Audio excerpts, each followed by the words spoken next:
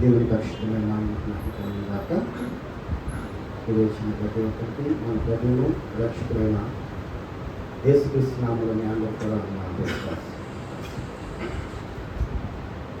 వాక్య జ్ఞానం నుండి ప్రసంగించడంలో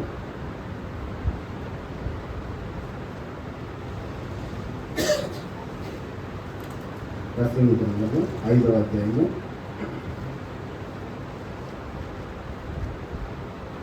మొదటి వాక్యం చదువుతున్నాం. ప్రసంగించడంలో 5వ అధ్యాయము మొదటి వాక్యం.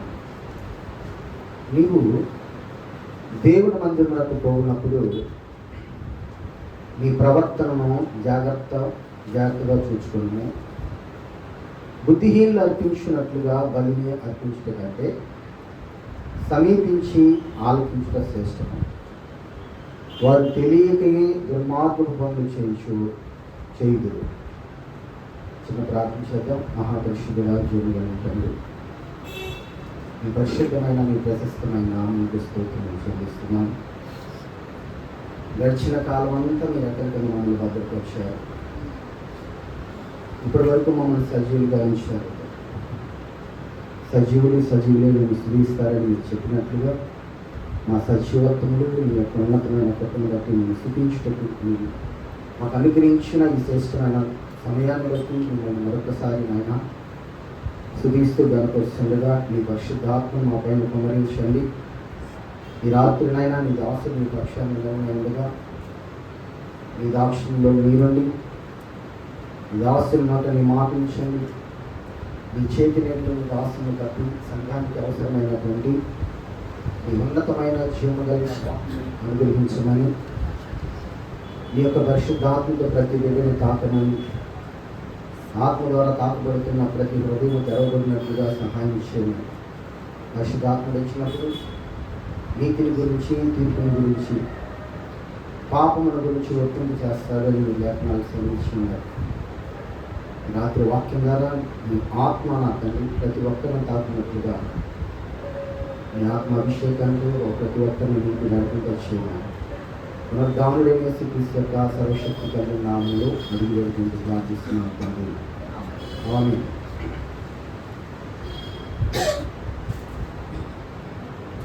ప్రసంగి గ్రంథము 5వ అధ్యాయం మొట్టమొదటి వాక్యంలో నీవు దేవుని మందిరంలోకి పోయినప్పుడు నీ ప్రవర్తనను జాగ్రత్తగా చూసుకొనుము. బుద్ధిహీనులు అర్పించినట్లుగా నీవు బలి అర్పించుట కంటే నీవు సమీపించి ఆలోచించుట శ్రేష్టము. ఎందుకంటే బుద్ధిహీనులు తెలియక దుర్మార్గ పనులు చేస్తున్నారు అని చెప్పి ఇక్కడ క్లియర్గా చెప్పబడింది. బుద్ధిహీనులు చేసే పనులు ఎలా ఉంటాయంటే దుర్మార్గ పనులు అంటారు. అయితే నువ్వెవరు అంటే దేవుని మందిరం యొక్క సమృద్ధిని అనుభవిస్తున్న వ్యక్తివి. ఆయన ఆనంద ప్రవాహంలోని సాగుతున్న వ్యక్తివి. ఒకసారి మనము 36వ అధ్యాయము కీర్తన గ్రంథము ఈ మాటలు మనకి ఎందుకు చెప్తున్నాడు అంటే ఇక్కడ 36వ అధ్యాయం 8వ వాక్యంలో మంచి మాట ఉంటుంది.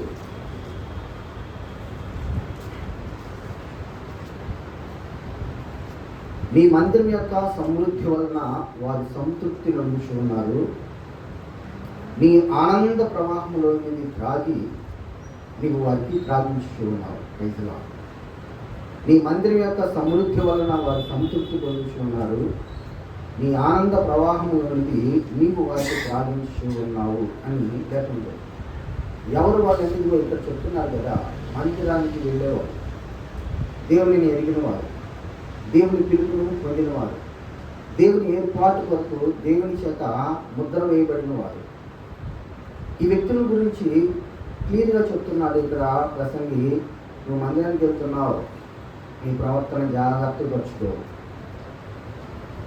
బుద్ధిహీనులు అర్పించినట్లుగా బలిని అర్పించకుండా సమీపించి ఆలోచించు. ఏం ఆలోచించాలంటే ఆయన మాట ఆ కింద ఏమంటున్నాడంటే నీవు దేవుని సన్నిధిలో అలా అనాలోచనగా పలుకుటకు నీ హృదయాన్ని త్వరపడనీక నీ నోటిని కాచుకోము. దేవుడు ఆకాశం ఉన్నాడు, నీవేమో భూమి మీద ఉన్నావు కాబట్టి నీ మాటలు కొద్దిగా ఉండవలను.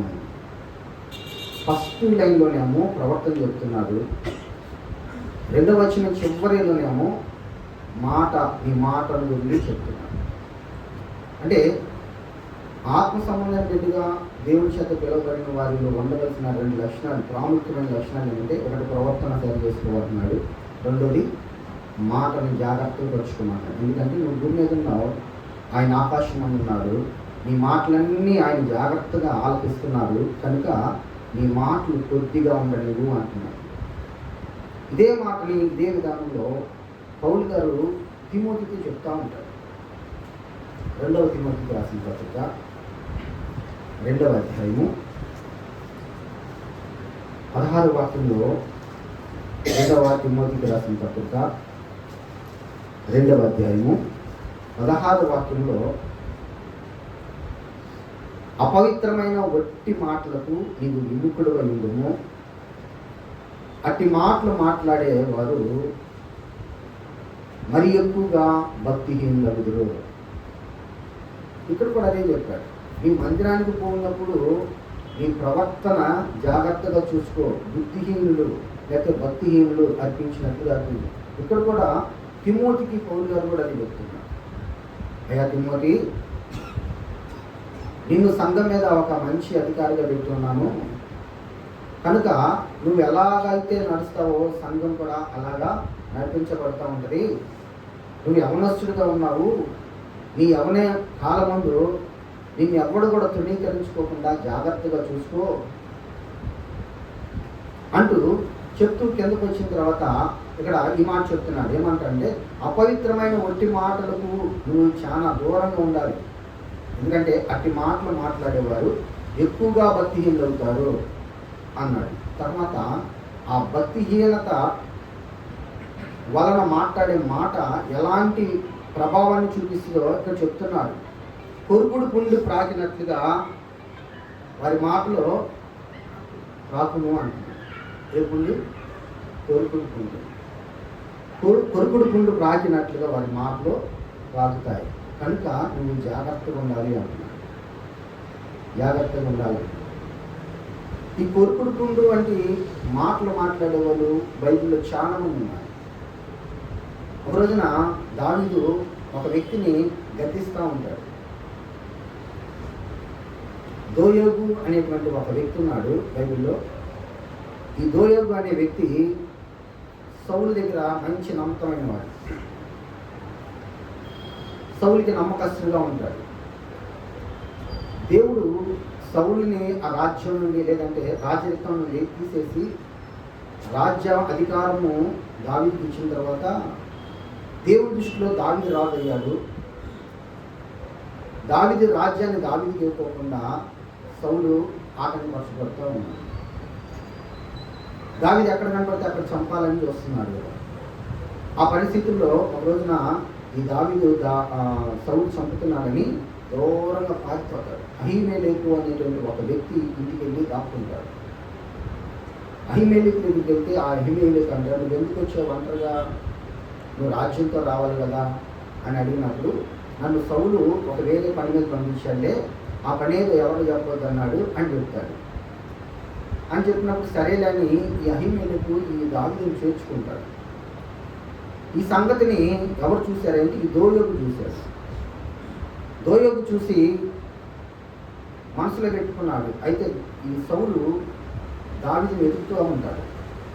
దావీదుని వెతికే సమయంలో అక్కడున్న వాళ్ళందరినీ పిలిచి అంటాడు, ఇదిగో నాకెందుకయ్యా మీరు ద్రోహం చేస్తున్నారు, నేను రాజును కదా, మీరందరూ ఏంటి ఆ యొక్క దావీదుకి సపోర్ట్ చేస్తారు, యెష్యా కుమారుడైన దావీదు మీకేమన్నా పొలాలు ఇస్తాడా, మీకేమైనా ద్రాక్ష తోటలు ఇస్తాడా, లేకపోతే ఈ రాజ్యంలో మీకు ఏదన్నా మంచి ఉద్యోగం అని ఇస్తాడా, నేను ఇస్తాను కదా అని అనగానే ఈ దోయోగు వెంటనే చెప్తాడు, నేను అహీమెలెకు ఇంట్లో దావీదుని చూశానయ్యా అని చెప్తాడు.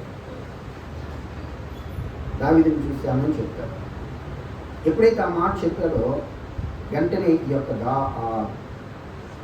సౌలు ఆ దోయోగుని చూసి, నువ్వు వెళ్ళి అర్జెంటుగా పట్టుకోవాలని అని చెప్తాడు. నీకు మంచిగా నేను కాన్ఫిస్తానయ్యా అని చెప్తాడు. చెప్పినప్పుడు అక్కడ చాలా మంది యాజకులు ఉన్నారయ్యా అని.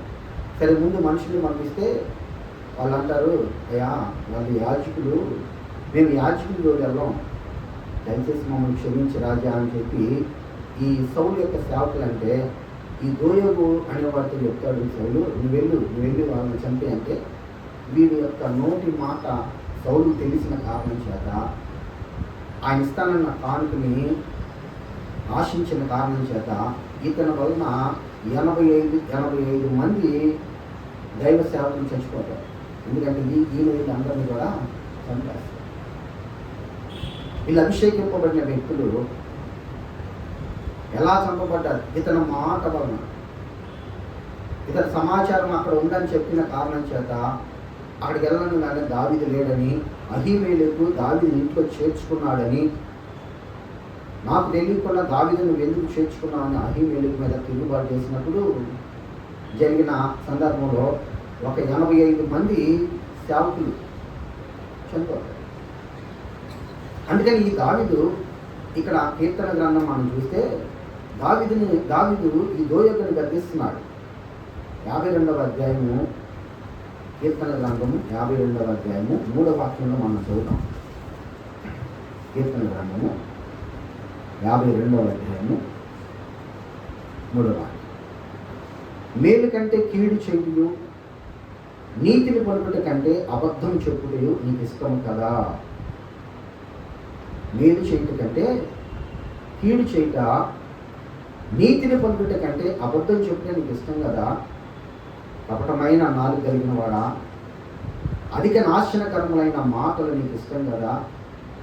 అయితే దేవుడు సదాకాలం నిన్ను అనగొట్టును, నిన్ను పట్టుకొని ఆయన నీ గుడారములో నిన్ను పెళ్లగించును, సజీవుల దేశముల నుండి ఆయన నిర్మూలము చేయును. ఎవరినంటే కపటమైన నాలుగు కలిగిన, ప్రవర్తన క్రమంగా లేని వ్యక్తిని, మాట క్రమంగా లేని వ్యక్తిని గురించి దేవుడు దావీదు హెచ్చరిస్తున్నాడు. వ్యక్తిని నీ మూలకి 85 మంది చనిపోయారు, మేలేదో కీలేదో నీకు తెలియదు, దేవుడు నన్ను అభిషేకించుకున్నాడు, కానీ దావీదు ఆ రాజ్యం ఇవ్వట్లా, సౌలు ఆ రాజ్యాన్ని నాకు ఇవ్వట్లేదు. అయితే నేను అభిషేకించబడిన వ్యక్తిని నేను ఏమనకూడదని చెప్పి నేను దూరంగా ఉంటున్నాను. కానీ అదే అభిషేకింపబడిన వ్యక్తులైన, దేవుని సేవకు అభిషేకింపబడిన వ్యక్తులైన యాజకుల్ని 85 మందిని నువ్వు చంపావు. నీ మాట ఆయన తెలియటం కారణం చేత వాళ్ళందరూ చావుకు కారణమయ్యారు. కనుక దేవుడు నిన్ను పట్టుకొని నీ గుడారముల నుండి నిన్ను పెళ్లగిస్తాడు, సజీవులు ఉన్న దేశముల నుండి నేను నిర్మూలన చేస్తానని దావీదుకు బాగా కోపం వచ్చి ఆ యొక్క దోయోగిని హెచ్చరిస్తున్నాడు. కారణం ఏంటంటే దోయోగి యొక్క నాలుక ప్రభావం, దోయోగి యొక్క మాట ప్రభావం, దోయోగి యొక్క ప్రవర్తన ప్రభావం. ఎందుకంటే ఇక్కడ తిమోతికి కూడా ఆయన అదే చెప్తున్నాడు పౌలు గారు, నీవు జాగ్రత్తగా ఉండు, అపవిత్రమైన ఒట్టి మాటలు మాట్లాడే వారికి నువ్వు చాలా దూరంగా ఉండాలి. అటు మాటలు మాట్లాడే వాళ్ళ నోట కొరుకుడు పుండు ప్రాకినట్టుగా ప్రాకేటువంటి ఆ స్థితి కలిగిన మాటలు వస్తాయి. నిజమే, కొన్ని మాటలు భయంకరంగా ఉంటాయి. ఎలా ఉంటాయి అంటే, ఒక్క విషయాన్ని ఒక వ్యక్తి తెలుస్తుంది, అలా అలా పాకి అక్కడున్న విషయం మర్చిపోయి కొత్త విషయాన్ని అది క్రియేట్ లాగా చేస్తారు. చక్కగా దానివల్ల కలిగే ఆశీర్వాదం కాకుండా శాపం తెచ్చుకుంటాం. అందుకే సామెతల గ్రంథంలో కూడా ఒక చక్కని మాట 6వ అధ్యాయం మనం చూస్తే, సామెతల గ్రంథంలో దేవునికి అసహ్యమైనవి అంటారు. ఎవరు దేవునికి అసహ్యమైన వ్యక్తులయ్యా అంటే 6వ అధ్యాయము 16వ వాక్యంలోనే, 6వ అధ్యాయం 16వ వాక్యంలో మనం కొన్ని మాటలు అయితే, యెహోవాకు అసహ్యములైనవి 6 కలిగినవి, 7 కూడా ఆయనకి హేములే. అవేమంటే అహంకార దృష్టి, కళ్ళల్లాడు నాలుక, నిరపరాధులను చంపే చేతులు, దుర్యోచనలు యోచించే హృదయము, కీడు చేయుటకు త్వరపడి పరిగెత్తే పాదాలు, లేని వాటిని పలికే అబద్ధపు సాక్షి, అన్నదమ్ముల్లో జగడాలు పుట్టించేవారు. ఇదందరూ కూడా దేవునికి అసహ్యమైనది. ఇప్పుడు ఎందుకు ఈ మాట చెప్తున్నారంటే, ఈ రోజున నీవు దేవుని మందిరానికి వెళ్ళే వ్యక్తివి, నువ్వు దేవుని బిడ్డవి, దేవుని ఆత్మ సంబంధమైన బిడ్డగా నేను ఏర్పరచుకున్నాడు కనుక నీ ప్రవర్తన జాగ్రత్తగా తీసుకో. నీ ప్రవర్తన అంతటి యందు ఆయన అధికారాన్ని పెట్టుకో. నేను జ్ఞానిని కదా అనుకోవద్దు. నీ ప్రవర్తన అంతటిపైన ఆయన అధికారం ఎప్పుడైతే నీకు ఉంటుందో నువ్వు ఒకటి బహుగా ఆశీర్వదించబడతావు అని చెప్పి ప్రాముఖ్యంగా మాటలోనూ ప్రవర్తనలోనూ జాగ్రత్తగా ఉండాలి అని చెప్పి మనకు లేఖనాలు అనేక విధాలుగా చూపిస్తున్నాయి. ఈరోజు మనతో కూడా అదే చెప్తున్నారు. మన మాట, మన ప్రవర్తన అనేది చాలా జాగ్రత్తగా ఉంది. ఎందుకంటే మనం పిలువబడ్డాం, ఏర్పరచబడిన వంశంలో ఉన్నాం. ఎక్కడుంటే పిలిచాడంటే చీకట్లో ఉంటే మనం పిలిచాడు. చీకట్లో ఉన్న మనల్ని ఆయన ఆశ్చర్యకరమైన వెలుగులోకి పిలుచుకున్నాడు. ఎందుకంటే ఆయన గుణాతిశయములను ధరించుకున్న వారిని అనేక మంది సాక్షులుగా ఉంటాను. ఆయన గుణాతిశయములను ప్రచురం చేయడానికి ఆయన ప్రత్యేకించి ఏర్పరచుకున్నటువంటి వంశములోకి మనల్ని తీసుకెళ్ళాడు. యెహోవా అని పలకటానికి అర్హత లేని మన బ్రతుకుల్ని ఎంత ఈజీగా మనం దేవుని నామాన్ని మన మాట ఉచ్చరిస్తూ ఉంటాము. ఆ పాతకాల రోజుల్లో యెహోవాని పలకడానికి 10 సార్లు నోరు కడుక్కునేవాళ్ళం. అంత పరిశుద్ధమైన మాట. సొలొమోను కూడా ఆకాశములు మహా ఆకాశములు పట్టజాలనే గొప్ప దేవుడికి ఆయనకు మందిరం కట్టడానికి నేను ఏ పాటి వాడిని, నేను అంతటి వాడిని అంటాడు. కనుక ఆయన మహిమ కలిగిన నామాన్ని మన నోట ఉచ్చరిస్తున్నాం కనుక మన ప్రవర్తన విషయంలో, మన క్రియల విషయంలోనూ, లేదంటే మన మాటల విషయంలో మాత్రం చాలా జాగ్రత్తగా ఉండాలని ఆత్మ సంబంధమైన బిడ్డలు చెప్తున్నారు. మీరు ఏర్పరచబడిన వంశము, మీరు రాజులైన యాజక సమూహము, మీరు పరిశుద్ధమైన జనము, మీరు నా సొత్తైన ప్రజలు. ఎలా అయ్యాము సొత్తు ఆయనకి? ఎలా అయ్యామో తెలుసా? ఐగుప్తులో ఉన్న ఇజ్రాయెల్తో వాళ్ళని బయటకు వచ్చిన తర్వాత దేవుడు చెప్తాడు, ఇదిగో మీరు నా మాటను శ్రద్ధగా విని వాటిని అనుసరించి నడుచుకున్నట్లయితే భూమి మీద ఉన్న సమస్తమైన జనంలో అందరికంటే కూడా నేను మిమ్మల్ని ఎక్కువగా ఎంచి మిమ్మల్ని నా ప్రజగా చేసుకుంటానయ్యా, నా ప్రజగా చేసుకుంటా. మాట విన్నప్పుడు, ఈరోజు మనం మాట వింటామయ్యా అని చెప్పి దేవునికి లోబడి బాప్తిసం తీసుకొని ఆయన రాజ్య సంబంధిగా మారాము. ఆయన రక్తానికి, ఆయన శరీరానికి వారసులు అవుతున్నాము. మన దగ్గర నుండి దేవుడు కోరుకునేది ఏం కోరుకోవట్లేదమ్మా. ఆయన కోరుకునేది ఒకటే, నా కుమారుడా నీ హృదయం నాకు ఇన్నో, నీ ప్రవర్తన అంతటిలో నా మార్గములన్నీ నీ కన్నులకు ఇంపుగా ఉండదు. నా కుమారుడా నీ హృదయం ఫస్ట్ నాకు ఇవ్వు, ఆ హృదయంలో నా మార్గాలు ఇంపుగా ఉన్నట్లుగా వచ్చాయి. భక్తుడి ద్వారా కూడా అదే చెప్తున్నాడు. ప్రవర్తన జాగ్రత్తగా ఉంటే నా మార్గాలు నువ్వు జాగ్రత్తగా అనుసరిస్తున్నావని నేను తెలుసుకుంటాను. నువ్వు వ్యర్థమైన మాటలు మాట్లాడదు, అవి కొడుకుడు పాకినట్టుగా పాకుతాయి. అది దోయోగును చూడు, దోయోగు చెప్పిన మాటను బట్టి యాజకులు, ఎఫోదు ధరించినటువంటి యాజకులు, అది ఎఫోదు ధరించుకోవడానికి అధికారం ఇచ్చిన దేవుడు. అలాంటి ఎఫోదు ధరించుకోగలిగిన వ్యక్తులైన 85 మందిని నీ నోటి మాట వలన, నీ కొరుకుడు పుండు వంటి మాటల వలన ఆ 85 మంది చనిపోయారు. కనుక జ్ఞాపకం చేసుకో. ఇప్పుడు నువ్వు ఇక్కడ పరిచయం చేస్తున్నావు, లేదంటే ఆత్మీయంగా ఉంటున్నావు కనుక ఈ ఎఫెస్ సంఘంలో నువ్వు చాలా జాగ్రత్తగా ఉండాలి తిమోతి అని తిమోతికి పౌలు గారు హెచ్చరిస్తున్నారు. కొరుకుడు పుండు అది అసలు ఎలాగా? కొరుకుడు పుండు అంటే దేని సూచిస్తుందంటే కుష్టి వ్యాధిని సూచిస్తుంది. కుష్టి వ్యాధి కలిగిన వాడిని పాలెంకు దూరంగా పెట్టమన్నాడు దేవుడు. అంటే ఊరికి దూరంగా, ఊరి వెలపల పెట్టమన్నాడు. ఎందుకంటే అది పాకింది, ఆ వ్యక్తి నుండి ఇంకొకరికి పాకింది. కరోనా కనుక మనల్ని ఒకరి నుండి ఒకరిని ఎలాగా తాకిందో అలా తాకి అందరినీ కూడా నశింపజేసే పరిస్థితి ఆ యొక్క కొరుకుడు పుండు కూడా ఉంది, కుష్టి వ్యాధి కూడా. అందుకే కుష్టి వ్యాధి కలిగిన వాళ్ళని బయట ఉంచుకున్నాడు. మరి కుష్ఠవ్యాధి కలిగిన వారికి ప్రాయశ్చిత్తం లేదా? ఉంది. అది ప్రాయశ్చిత్తం వాళ్ళకు జరిగి ఆ కుష్టు పోవాలంటే అది సామాన్యమైన నోటి మాట ద్వారానో లేకపోతే ఇంకో ద్వారా కాదు, రక్తం క్షీణించబడితేనే పోయింది. రక్తం క్షీణించబడితేనే పోయింది. ఒక కుష్ఠవ్యాధి కలిగిన వారికి ఆ కుష్టు పొడ పోవాలంటే, ఆ కుష్ఠవ్యాధి పోవాలంటే దేవుడు చెప్తాడు, ఈ వ్యక్తి 2 పక్షులను తీసుకొని రావాలి. ఈ 2 పక్షుల్లో ఒక పక్షిని చంపేయాలి, రెండో పక్షిని దాంతోపాటు దేవదారు కర్రని తర్వాత హిస్సోపుని వాటిని తీసుకొని రావాలి.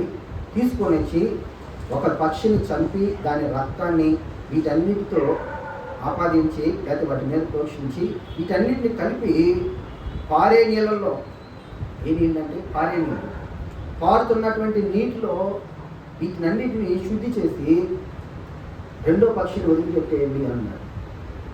అప్పుడు అవుతారా పరిశుద్ధుడు అంటే ఇంకా అవలా. మరి ఎలా అవుతాడయ్యా అంటే ఇంకా అంశం ఉంది. ఈ వ్యక్తి వచ్చి స్నానం చేసి శుభ్రపడి కాళ్ళు వెళ్ళకుండా వ్యక్తి ఊరిలోకి వస్తాడు, కానీ ఇంట్లోకి వెళ్ళడానికి అవకాశం ಇಲ್ಲ. దేవుడు ఊరు వెలుపడున్న వ్యక్తిని ఒక పక్షి రక్తము చిందించబడిన తర్వాత దాన్ని ఇతని మీద ప్రోక్షించిన తర్వాత లోపలికి తెచ్చాడు, ఊరిలోకి తెచ్చాడు అంతే. కానీ ఇంట్లోకి రానిല്ല. గుడారంలోకి రావద్దు, గుడారానికి వెలుపడి ఉండన్నాడు. ఉండన్నాడు. సరే, ఈ వ్యక్తి గుడారానికి వెలుపల 7 దినాలు ఉన్నాక 8వ దినాన్న మరలా దేవుడు 3 గొర్రె పిల్లలు చంపున్నాడు. 2 గొర్రె పిల్లలు మగవి, 1 గొర్రె పిల్ల ఆడవి.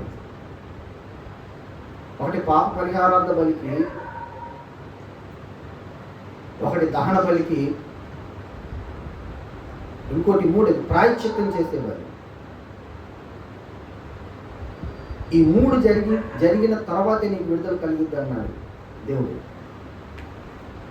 అంటే ఈ వ్యక్తి కుష్టి పోవాలంటే వేరే ప్రాణి యొక్క రక్తం చెందించబడాలి. అది చెందించకపోతే ఈ వ్యక్తికి ఆ పాపం పోవాలంటున్నాడు. మనం చదివితే ఒకసారి చూద్దాం. లేవియాకాండంలో 14వ అధ్యాయము, లేవియాకాండము 14వ అధ్యాయము 10వ వాక్యం ఒకసారి చదివితే,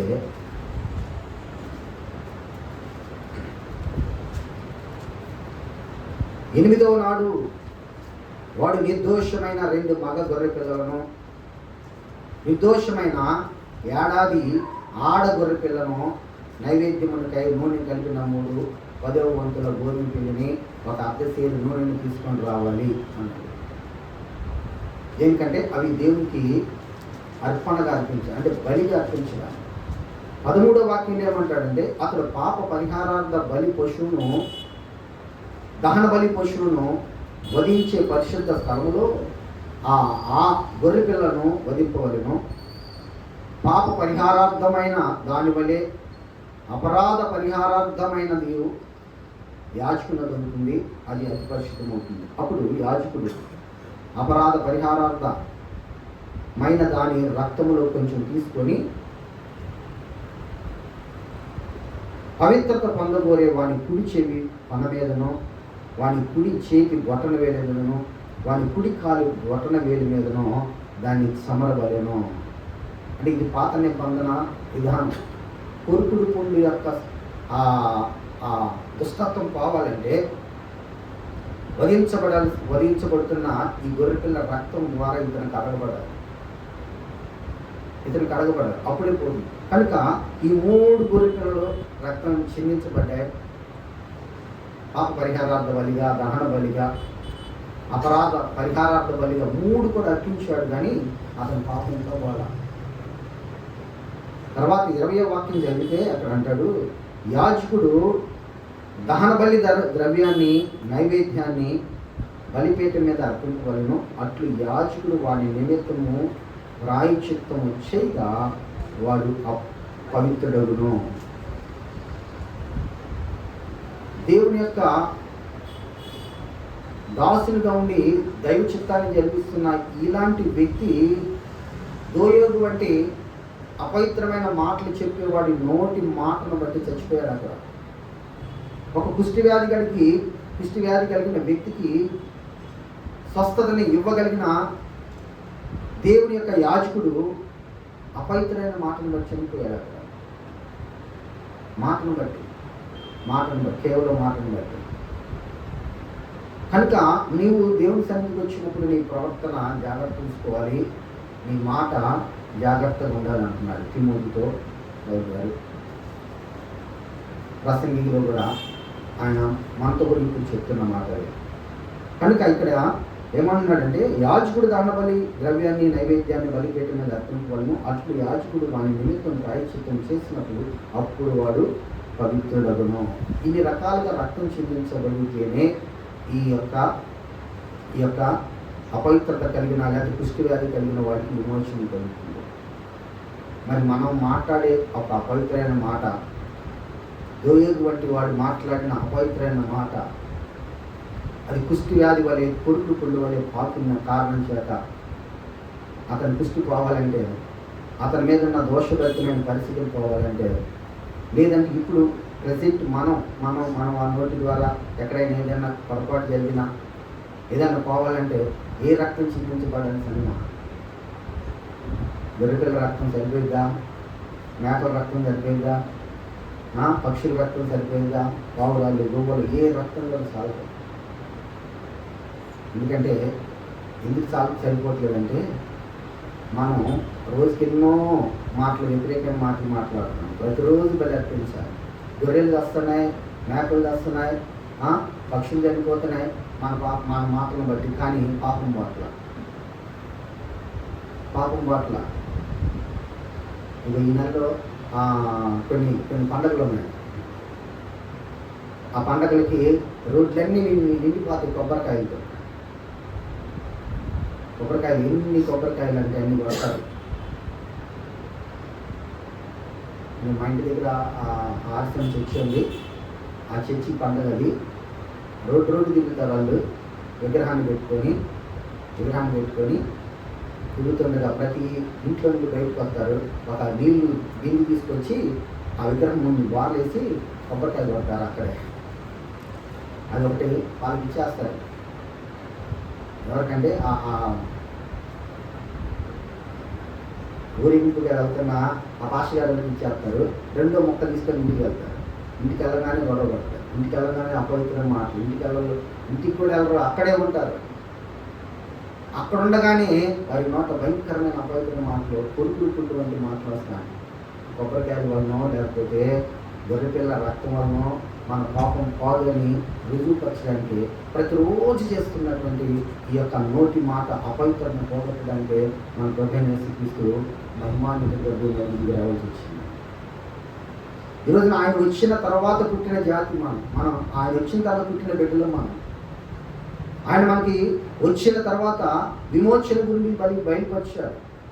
విమోచన తర్వాత పుట్టిన వారమైన మనకు కూడా ఆ విమోచన ఉందని దేవుడు చెప్తున్నప్పుడు ఆ మాటకి మనం ఎంతగా లోబడాలో. ఒక రోజున కూషు దేశస్తుడు స్త్రీని పెళ్లి చేసుకున్నాడు మోషే. ఇంటి సమస్య వాళ్ళ సొంత అన్న అక్క వాళ్ళకి మరి ఇష్టం లేదేమో, మొత్తానికి ఒక స్త్రీని పెళ్లి చేసుకుంటే అక్కడ గొడవ వచ్చింది. తెలుగు ముగ్గురికి, మోషేకి, అహరోనుకి, మిరియాముకి గొడవ వచ్చి మిరియాము అహరోను ఒక బ్యాచ్ అయ్యారు. మోషే ఒకటే అయ్యాడు. ఎందుకంటే ఎవరినో నువ్వు ఏదో వాళ్ళ స్త్రీని పెళ్లి చేసుకున్నావు, ఆ వచ్చిన తర్వాత మా మీద అవినాశి చేస్తుంది అని గొడవలేక మనకు మామూలుగా ఉండేది. అలా వచ్చి ఉంటుంది. దాన్ని తీసుకొచ్చి వీళ్ళు సంఘంలో పెట్టి, సమాజంలో పెట్టి మోషే మీద తిరుగుబాటు చేస్తున్నారు. ఏంటంట, మోషే ద్వారానే దేవుడు మాట్లాడాడా, మేము మాట్లాడలేదా, మా ద్వారా దేవుడు మాట్లాడలేదా అని ఆ దేవుని యొక్క ఆ ఇశ్రాయేలు ప్రజల్ని ఒక గుంపుగా వేరు చేస్తా వాళ్ళకి మనసుని తిప్పుకుంటుంటే అది ఆ స్థితిని చూసిన దేవుడు మోషేని పిలిచి అర్జెంటుగా మీరు ఆ గుడారానికి రండి అనగానే ముగ్గురు కూడా గబగబా వెళ్తారు. ఏమనుకున్నారంటే వాళ్ళు మా మాట వింటాడు దేవుడు అనుకున్నారు. మిరియామును అహరోను గబగబా వెళ్ళారు. మోషేని అక్కడ ఉండమన్నాడు. వాళ్ళిద్దరు నాన్న పిలిచి ఇద్దరిని కూడా గద్దించారు. మోషే ఎవరు అనుకుంటున్నారు? అతడు ఒక ప్రవక్త కాదు. ప్రవక్త అయితే అతనికి నేను కళ్ళలో కనబడి ఆయన జరిగించాల్సిన కార్యాలను జరిగించేవాడిని. మోషే ఒక ప్రవక్త కాదు. మోషే నా ఇంటంతట్లో నమ్మకస్తుడు. మోషే నన్ను నిదానించి చూడగలిగిన స్వభావం కలిగిన వ్యక్తి. నన్ను నిదానించి చూడగలిగిన వ్యక్తి. అలాంటి వ్యక్తిని మీరు తిరుగుబాటు చేశారని కోపగించుకొని దేవుడు అక్కడి నుండి ఆ గుడారం మీద నుండి వెళ్ళిపోతాడు. ఆకాశం వెంటలాగా ఆ మేఘం వెళ్ళిపోయి కనుకే వాళ్ళ ఈ మిరియాము మాట తీరును చూసిన దేవుడు ఆయన అసహించుకొని వెళ్ళిన తర్వాత వెంటనే ఆమె చెయ్యి తీసుకొచ్చింది. ఎందుకంటే ఈమె మాటలో కురుకుడు కొద్ది స్వభావం ఉంది. ఎందుకంటే ఈ మాట ద్వారా అహరోన్ని జడగొట్టింది. అహరోన్ని ఈమె ఇద్దరు కలిసి సంఘాన్ని జడగొట్టారు. అందుకని దేవుని కోపం వచ్చింది. కోపరంగానే ఆయన అసహించుకొని వెళ్ళిపోగానే ఆమె చేతి పుష్టిస్తే ఇప్పుడు అహరోను వచ్చి నా ప్రభువా ఈ దోషాన్ని క్షమించయ్యాను మోషే ముందు మాకరించి మోషేకి ప్రార్థన చేస్తున్నాడు. మోషే వెంటనే దేవుడి దగ్గరికి వెళ్ళి ఆయన ముందు ప్రార్థన, అయ్యా తెలియదు ప్రభువా, ఇంటిలో ఏదో తప్పు చేశారు, ఎవరు మా అక్క మా అన్నయ్య రైతు క్షమించి. అందుకని మోషే దేవుని ఇంకంతట్లో నమ్మకస్తాడు. ఒక దుస్తత్వం మీదకి వస్తున్నప్పుడు కూడా చెల్లించుకోకుండా ఎప్పుడైతే మనం దైవ చిత్తాన్ని జరిగిస్తానికి మనం దేవుడికి అప్పగించుకోగలుగుతామో అప్పుడు దేవుడు మనల్ని బలంగా పరీక్షించాడు. కాబట్టి ఆ పరీక్షలో మనం నెగ్గాక ఖచ్చితంగా మనం ఇంకొంచెం భయంకరంగా ఆశ్చర్యకరంగా తీసుకెళ్తాడు. ప్రార్థన చేస్తే మోషేత అంటాడు, ఎట్లాగైనా ఆ పాపం చేసింది, ఇప్పుడు పిష్టి వచ్చింది కదా, ఇప్పుడు మరి ఆమె సమాజంలో వచ్చా అది అందరికి అంటుకుంది, మనం తీసుకెళ్ళి బయటపడేది. 7 రోజులు బయట ఉండాలన్నాడు. 7 రోజులు ఈమె బయట ఉండాలి, వెలుపల ఉండాలి. ఎందుకంటే ఈమె నోటి మాట కొరుకుడు కుండుగా పాకింది కనుక ఈ పాకిన మాట ఈ ప్రజలందరికీ అర్థమైపోయింది. ఇప్పుడు ఈమె ఎందుకు వెలుపల ఉంది అంటే ఈమె మాట దైవ చిత్తానికి వ్యతిరేకంగా ఉంది కనుక ఈమెకి శిక్ష పడింది అని ఈ ప్రజలందరూ తెలుసుకోవాలి. రేపు పొద్దున వీళ్ళు ఎవరు కూడా ఈ విధంగా తిరుగుబాటు చేసే వ్యక్తులుగా రాకూడదు. ఇది దైవ ప్రణాళిక. అందుకని 7 రోజుల వరకు ఆమె శిక్షించారు. 7 రోజుల వరకు. 7 రోజులు అయిపోయిన తర్వాత అప్పుడు మరలా స్నానం చేసి ఈ ప్రక్రియ అంతా జరిగించుకొని ఆ తర్వాత అప్పుడు కూడా ఆమె కొరకు కూడా మళ్ళీ బలి, ఆమె కొరకు కూడా బలి. కానీ ఈ రోజున మనం ఎన్నో మాటలు అంటూ ఉంటాం. మన మాటలు ఏదో ఒక తెలియని ఒక మిస్టేక్లు అనే వాటిల్లో కూడా ఒకసారి కొన్ని మనస్తత్వాలు కొన్ని హృదయాలు భయంకరంగా వేదన పడుతూ ఉంటాయి. అది 1 రోజు 2 రోజులు ఎప్పుడో సంవత్సరానికి కోట్ చేసేది కాదు, ఆటోమేటిక్గా జరిగే ప్రక్రియ. అందుకే మనము పుట్టిన నాటి నుండి చనిపోయే నాటి వరకు చేసిన ప్రతి పాపము కూడా ఒకేసారి మొత్తానికి ప్రక్షాళన చేయడానికి ప్రభువైన యేసుక్రీస్తు ఆ కలువరి శిలువలో మన వరకు రక్తాన్ని చెందించాడు. నువ్వు ఎప్పుడు పాపం చేస్తావు? ప్రభువా నేను ఒప్పుకుంటున్నావు, విమోచన కలుగుతాను వస్తుంది. కానీ కొరుకుడు పూలు అనేది పాకుతానే ఉంటుంది. ఇది పోవాలి. ప్రార్థన చేస్తున్నాం జనరల్గా మనం చూడండి, ఇప్పుడు బలారాధన అనేది మనం ప్రతి నెలలో చేస్తాం. ప్రతి నెలలో మనం దేవుని ఏం చేస్తాం? ప్రభువా మా పాపాలు క్షమించయ్యా అంటానే ఉంటాం. అంటే ఏదో తెలియకుండా మనకు తెలియని పాపాలు మనల్ని ఆ విధంగా ప్రేరేపిస్తున్నాయి. కాబట్టి దేవుడు ప్రేరేపిస్తున్నాడు కాబట్టి ఆ ప్రేరేపణను బట్టి దేవుని దగ్గర మనం ఒప్పుకుంటున్నాం. పాపం ప్రేరణ బట్టి మాట్లాడుతున్నాం. తర్వాత దైవ సన్నిధికి రాగానే దేవుని ప్రేరణ బట్టి ఆత్మ ప్రేరణ బట్టి మనం ఒప్పుకుంటున్నాం. అంటే ఇది ఎప్పుడు దాకా జరుగుతుంది? మనం బతికినంత కాలం జరగాల్సిందే ఖచ్చితంగా. ఎందుకంటే రక్త మాంసములు కలిగిన వారు దేవుని రాజ్యాన్ని చేసుకోలేదు అన్నాడు. మన రక్త మాంసాల్లో ఉన్నంత వరకు ఖచ్చితంగా మన దోషభక్తులమే, ఎవరు నీతిమంతులు లేరు.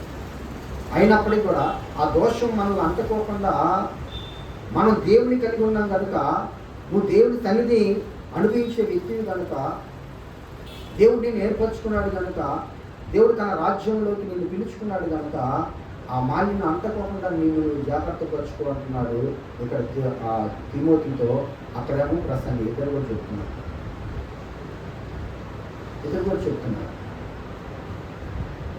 ఎవరితో చెప్తున్నా ఈరోజు ప్రత్యేకంగా మనం మార్చవుదాం. కొరింథీయులకు రాసిన పత్రికలో మార్చవుదాం. మొదటి పత్రిక ఫస్ట్ వాక్యం మాట ఉంది. ఎవరికి చెప్తున్నాడు ఇప్పుడు ఈ వాక్యం అంటే? ఎవరికి చెప్తున్నాడంటే మనకే అని గట్టిగా రుజువుపరచడానికి ఇక్కడ ఒక మాట ఉంది.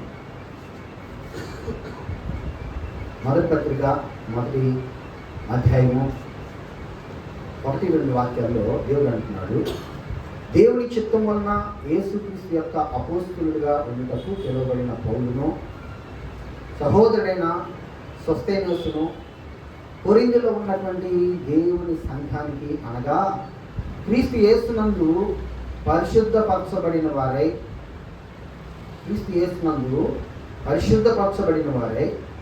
పరిశుద్ధులుగా ఉండుటకు పిలువబడిన వారికిని మనకును ప్రభువుగా ఉన్న మన ప్రభు అయిన యేసుక్రీస్తు నామమున ప్రతి స్థలంలో ప్రార్థించే వారందరికీ శుభమని చెప్పి రాస్తున్నాను అంటున్నాడు. పరిశుద్ధ స్థలంలో చేర్చబడి ప్రార్థన చేస్తున్న వారందరికీ కూడా ఇప్పుడు మనం చెప్పుకున్న వాక్యము వర్తిస్తుంది. అందరికి చెప్పబడుతున్న లేకుండా ఇప్పుడు ఇది మనం ఈ వాక్యం ఇక్కడ చెప్పుకున్నా, ప్రపంచంలో ఎక్కడ చెప్పుకున్నా అందరికీ వర్తించే వాక్యం ఇప్పుడు ఈ కొద్ది సమయంలో చెప్తున్నమాట. దేవుడి బిడ్డలుగా ఉండడానికి పిలువబడిన వారందరికీ శుభం కలుగును కాక నేను రాస్తున్నా. శుభం కలగాలంటే నువ్వు మందిరానికి వెళ్ళినప్పుడు నీ ప్రవర్తన, నీ యొక్క మాట తెలియదు, నీ క్రియలు జాగ్రత్తగా తెచ్చుకోవాలి. ఎందుకంటే లోకస్తుడైతే లేకపోతే ఒక లోక సంబంధమైన వ్యక్తి అయితే వాళ్ళకి తెలియదు కనుక వాళ్ళు అలా బుద్ధిహీనులుగా చేస్తారు. నీవు అలా చేయడానికి వీలేదు.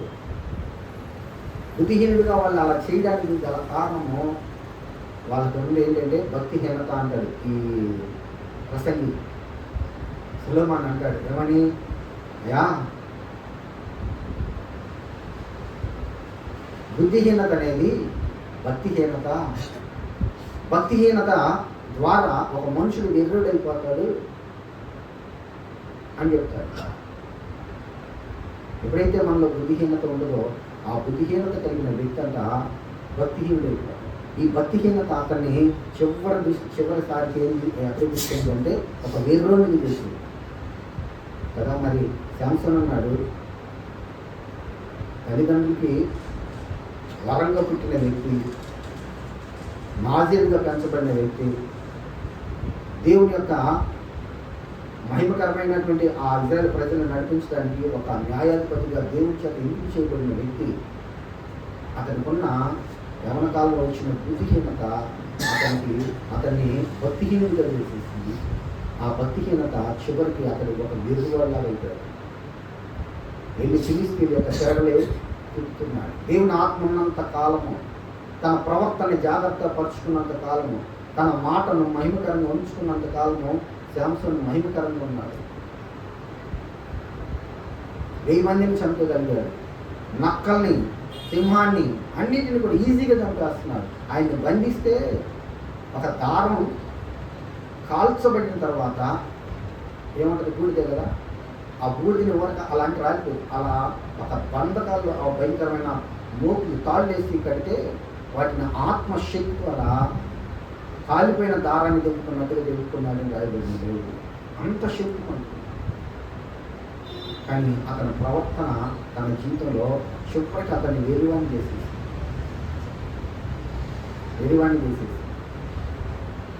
అందుకే నేను కొరింథీలో ఉన్న సంఘానికి, అనగా యేసుక్రీస్తునందు పరిశుద్ధులుగా ఉంచబడిన వారే, పరిశుద్ధులుగా ఉండుటకు పిలువబడిన వారందరికీ, వారికి మాత్రమే కాదు ప్రతి స్థలంలో ప్రార్థిస్తున్న వారందరికీ కూడా నేను శుభం అని చెప్పి రాస్తున్నాను అంటున్నారు.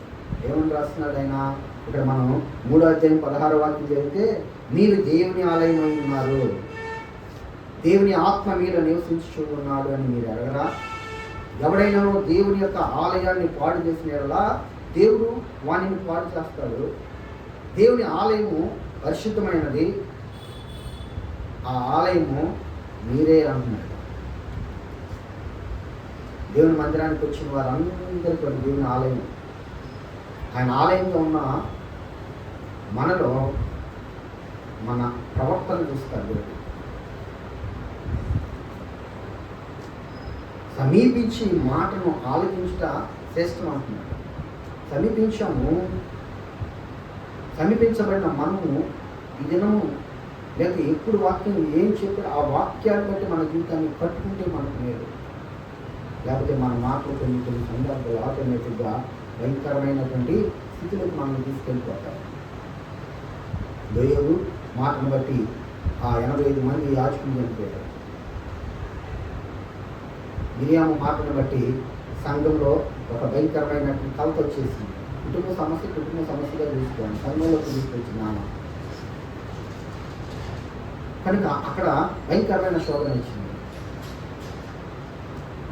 ఇదే మాట మరి ఎంత దేవుడు నా ఇంటి అంతటా నమ్మకస్తుడైన వాడు మోషే అన్న దేవుడు సెటిల్ చేసిన మోషే సైతం మాట వల్లనే కానంలోకి వెళ్ళలేకపోయాడు.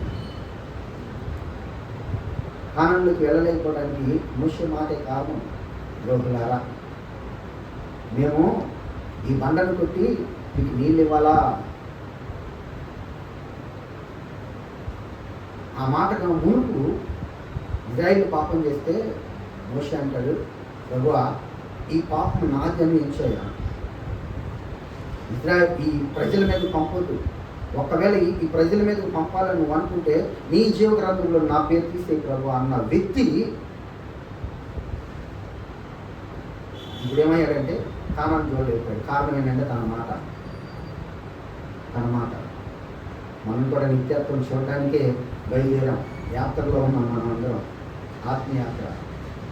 ఈ ఆత్మయాత్రలో దేవుడు చూడగలిగేది మనము సమీపించి మాటను ఆలపిస్తున్నామా లేదా అని వస్తారు. కానీ మనం అనిపించే అర్పణలు కానీ లేకపోతే బలులు కానీ చూడడానికి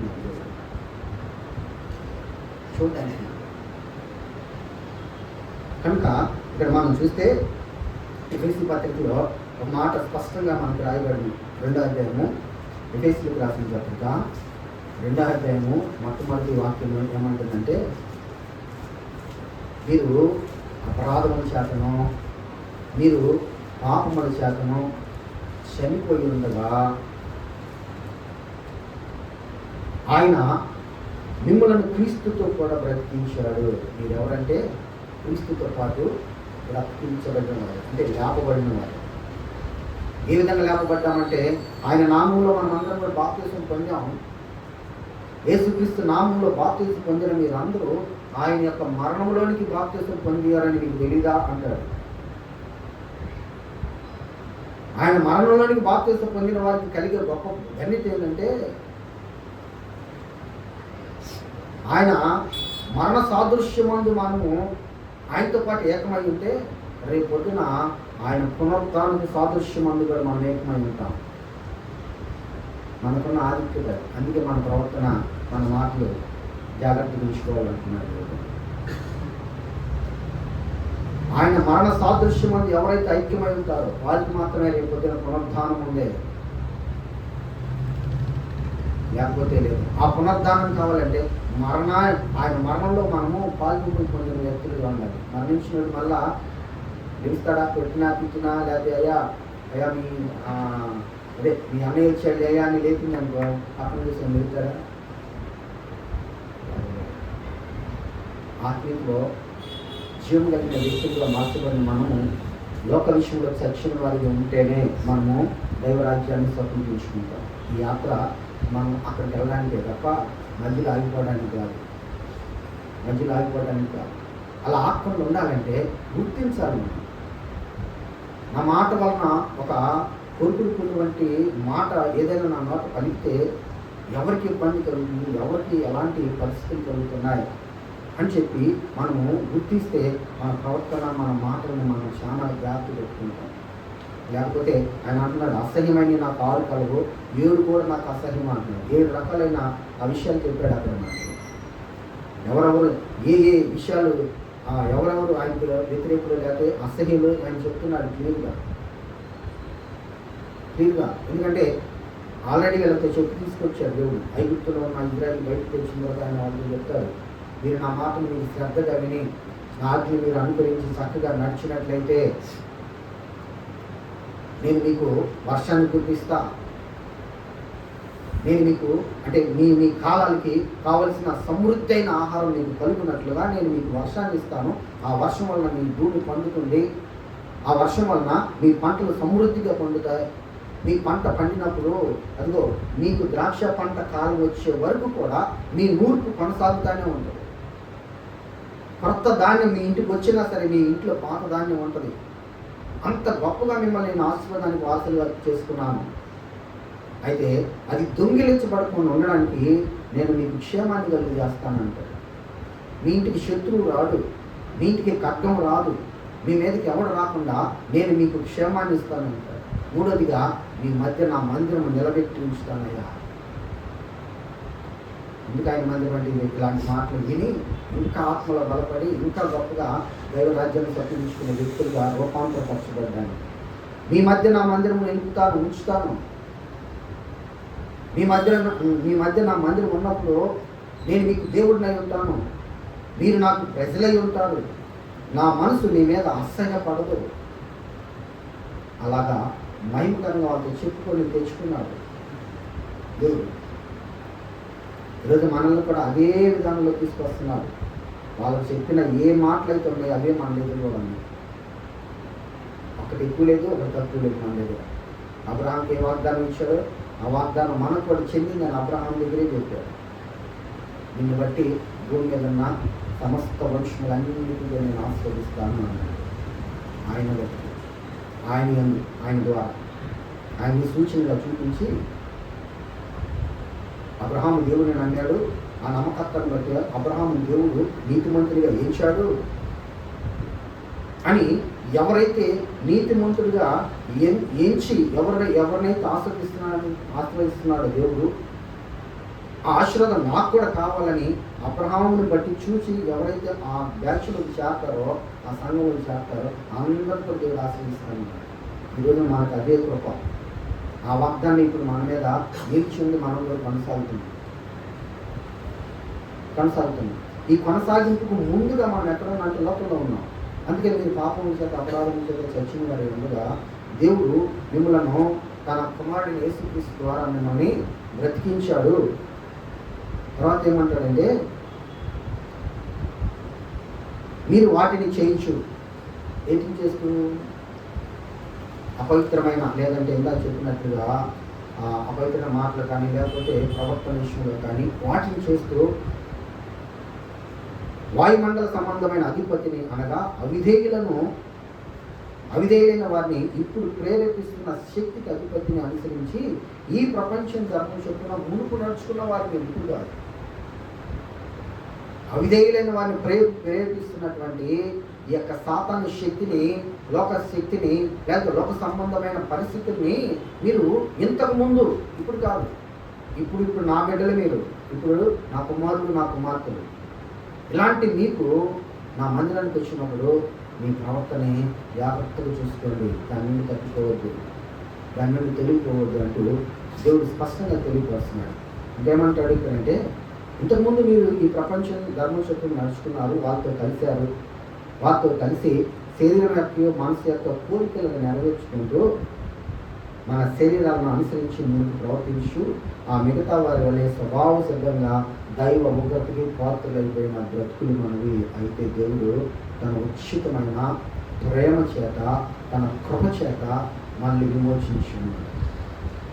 ఆయన ప్రేమ ఆయన కృప ఈ రోజున మనకి ఇక్కడ ఈ విధంగా ఆయన సన్నిధిలో నిలవడానికి కారణమైంది.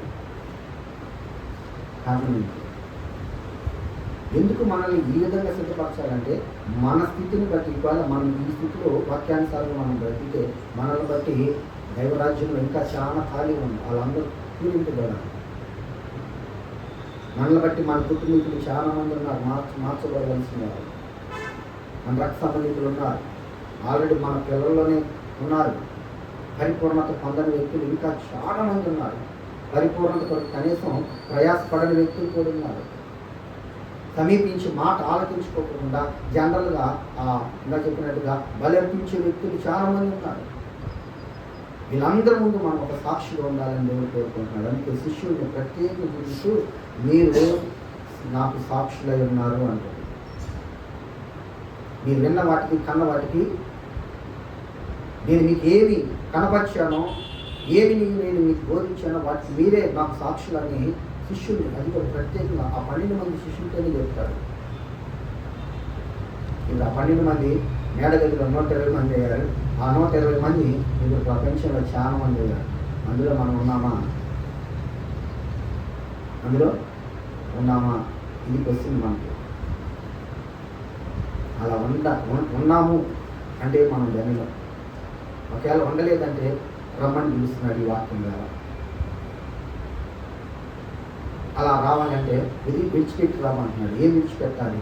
కొరుకుడు పుండు వంటి ఆ యొక్క దుస్తత్వాన్ని కడుక్కో. దేని ద్వారా? రక్తం ద్వారా, వాక్యం ద్వారా. కడగబడినప్పుడే నీ హృదయం తెరవబడింది. కడకపోతే హృదయం తెరవబడదు.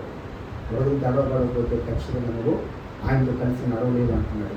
అందుకే నా మరణ సాదృశ్యం ముందు మీరు ఐక్యం కలిగి ఉంటేనే నా పునరుద్ధానం ముందు మీకు ఐక్యత ఉంటుంది, లేకపోతే ఉండదు. ఆ పునరుద్ధానంలో మనం ఐక్యత కలిగి ఉండాలంటే ఆయనతో. ఆయన పునరుద్ధాన్ని లేచి వచ్చినప్పుడు ఆయనతో పాటు, ఆయన రాజ్యంలోకి మనం ఆయనతో పాటు కొనుక్కోబడాలంటే ఈ భూమి మీద ఉన్నప్పుడే మనకి ఆయన ఏ మాటలు చెప్పి మనల్ని ఓరడిస్తున్నారో ఆ మాటల ద్వారా మనము ఖచ్చితంగా వాటిని అనుసరించి మనం నడుచుకోవాల్సిన బద్దులమై ఉన్నాం. రైతులో చివరికి ఒక్క మాట, హెబ్రీ పత్రిక 10వ అధ్యాయము 26వ వాక్యం మనం చదివితే అక్కడ చివరికి ఒక మాట చదువుతున్నాం. హెబ్రీ పత్రిక 10వ అధ్యాయము 26వ వాక్యం.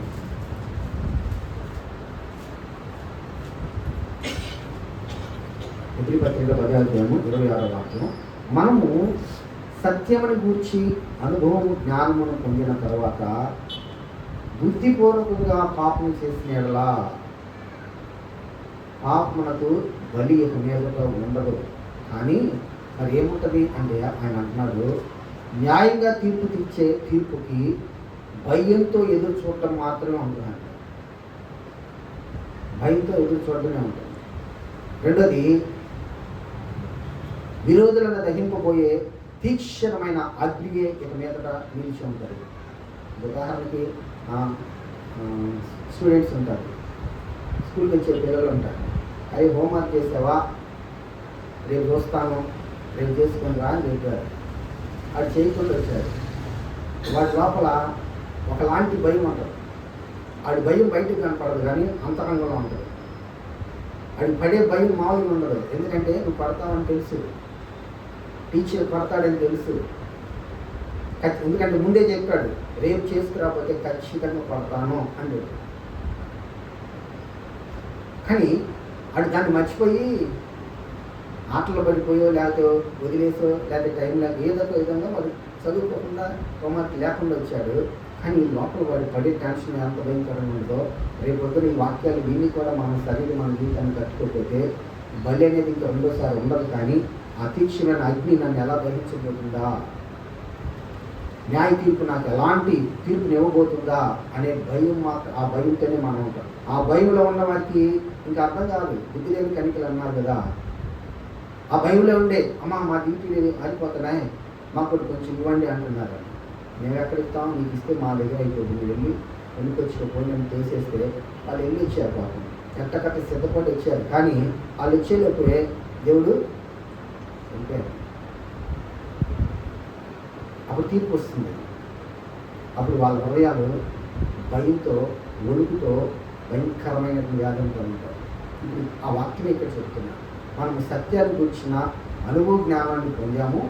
ఆ తర్వాత బుద్ధిపూర్వకంగా పాపం చేసినట్లయితే పాపానికి ఇక మీద బలి ఉండదు. కానీ న్యాయ తీర్పునకు భయంతో ఎదురు చూసుకోవడం మాత్రమే ఉంటుంది.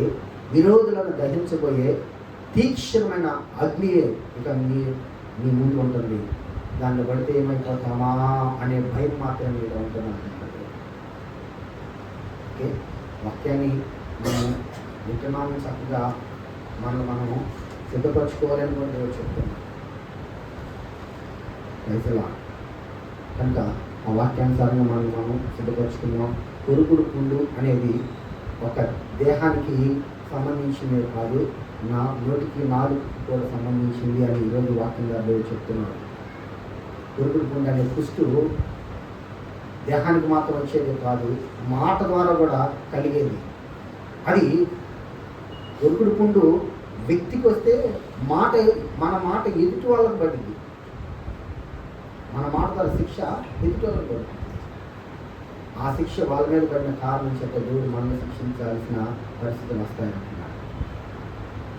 కనుక అలాంటి పరిస్థితులు మన జీవితంలోకి రాకుండా ఈ రాత్రి దేవుడు తన వాక్యంతో మనల్ని అందరికీ తెలుస్తున్నాడు. ఒకే మాట అన్నాడు, మీరు ఆల్రెడీ పాపం చేత అపరాధంతో చచ్చిపోయి ఉన్నారు, నేను మిమ్మల్ని బతికించుకున్నాను నా కృప చేత, నా మహాప్రేమ చేత.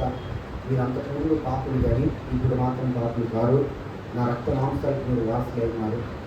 కాబట్టి ఇక మీదట మీరు నా కృప చేత విమోచించబడిన మీరు మీ ప్రవర్తన విషయంలో, మీ మాటల క్రియల విషయంలో జాగ్రత్తగా ఉండండి అంటూ చెప్తున్నారు. తిమోతితో పౌలు గారు కూడా చెప్తున్నారు, అయా తిమోతి మీరు జాగ్రత్తగా ఉండండి. ఎందుకంటే ఈ పక్కన ఎవరున్నారు తెలుసా? హోమనయ్య ఉన్నాడు, అలక్ష్యంద్రుడు అంటే వారు ఉన్నారు. వాళ్ళని చెదరగొట్టే వ్యక్తులు, జాగ్రత్తగా ఉండు. దుష్ట సాంగత్యము మంచి నడవడిని చెప్పేస్తాయా, జాగ్రత్త అంటూ ఎన్నో హెచ్చరికలు చేస్తున్నాం. మన దుష్ట సాంగత్యం ఎక్కడ? మనం తన సహవాసం చేస్తున్నామా అంటే లేదు.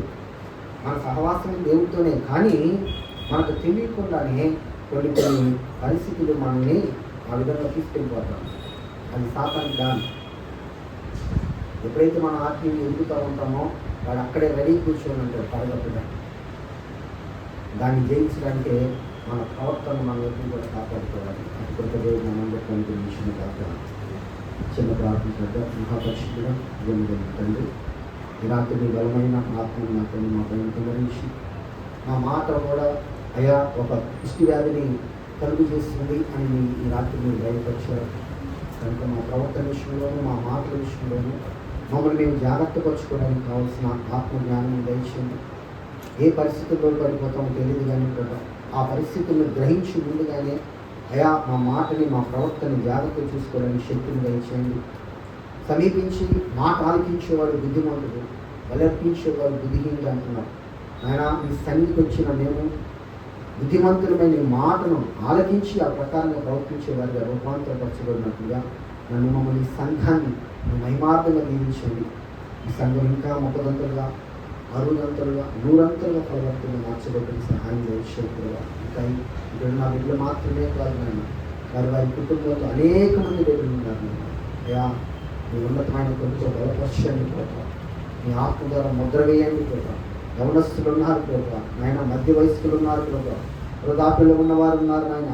అయా ఏ బిడ్డ కూడా నా తండ్రి మీ చిత్తానికి వ్యతిరేకం ఉండదు. ప్రతి బిడ్డ నూతనపరచబడాలి, మారు మనసు పొందాలి, అయా నూతనపరచబడాలి, రూపాంతపు అనుభవాలకు నడిపించబడాలి. అలాంటి కొత్త కలిగినటువంటి జీవితాన్ని ప్రతి బిడ్డలు గ్రహించండి. ఈ సంఘాన్ని అయా ఇక్కడ ఉన్న ప్రతి కుటుంబాన్ని మీ ఉన్నతమైన కనుదృష్టిలో మీ మహిమార్గం ఆశీర్వదించి మీ కొత్త చేత పరిశుద్ధపరచిన పునరుద్ధానుడైన నజరేయుడైన యేసుక్రీస్తు యొక్క సర్వశక్తి కలిగిన నామంలో మిక్కిలి వినయంతో అడిగి వేడుకుంటూ ప్రార్థిస్తున్నాను తండ్రి. ఆమేన్.